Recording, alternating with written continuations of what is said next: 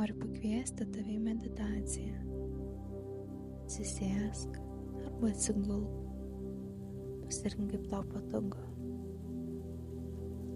Ir kai būsi pasiruošusi, leiskimės į kelionę kartu.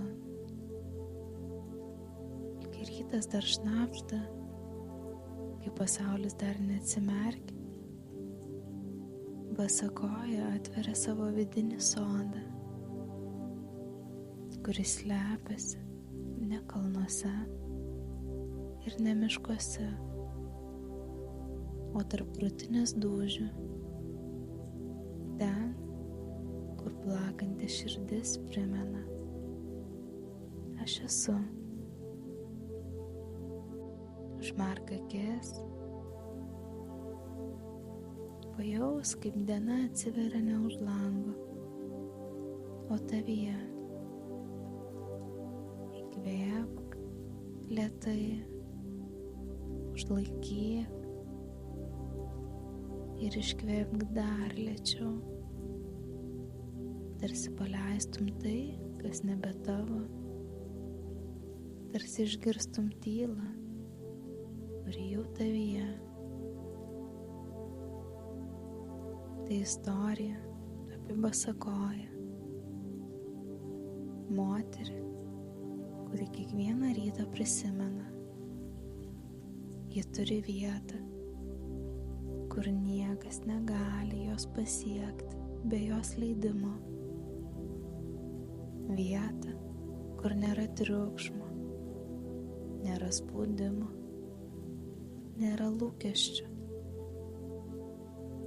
Tai jos vidinis sodas ir duris į jį atsiveria ne raktu, o kvėpavimu.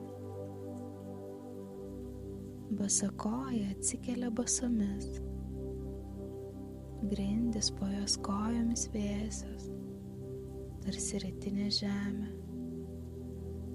Jis žengia lėtai, ne į išorę, bet į save. Ji įkvepia, įkvėpk ir tu. Pajausk, kaip gera savajame vidinėme sode, tylos ir buvimo vietoje, erdvėje, kuri nepažįsta skubos, kur kiekvienas žingsnis ne pirmyn, bet giliau į save. Jis žengia basomis per minkštą žemę, po jos pėdomis gyvybinė energija, kylanti lyg šiluma.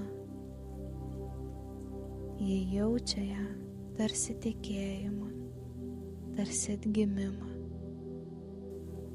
Kiekvienas augalas jo sode atspindys to, kas joje. Jis sustoja prie šaltinio, tyla čia gili, bet ne tuščia, pilna gyvybės. Jie atsiklaupia, pasisemia saują, pasisemia džiaugsmo, ne išorės, o iš savęs. Pabūk giliai kvėpuodama ir tu čia. Pajausk tą šaltinį savyje. Jis visada teka, net kai tu užmiršti. Basakoja atsistoja, jos akys šviesios, drėgnos, spindinčios. Ne todėl, kad viskas aišku, o todėl, kad jie prisiminė.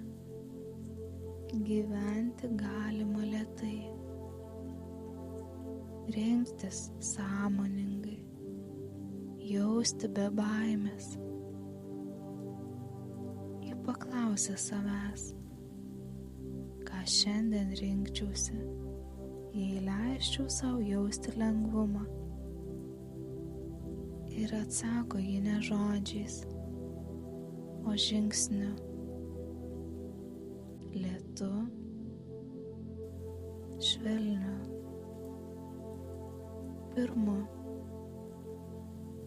į dieną, kurioje gyventi neskubėjimas, o buvimas. Dabar giliai įkvėpk ir iškvėpk, lyg būtum grįžus iš kelionės, nors niekur neėjai, tik į save grįžai. Tu esi šaltinis, tu esi sodas ir visuomet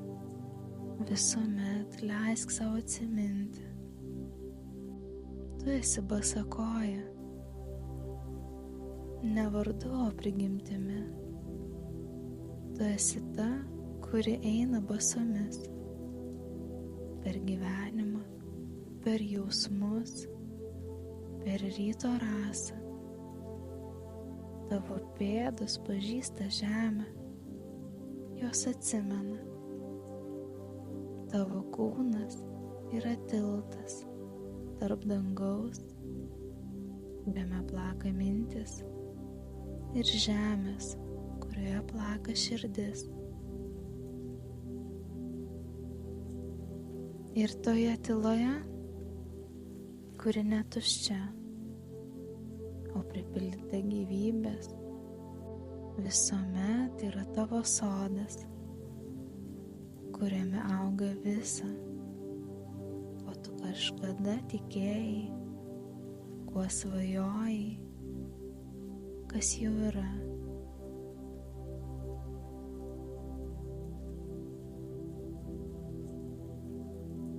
Tu esi pakankama net tada, kai ilsiesi, net tada, kai tiesiog jauti.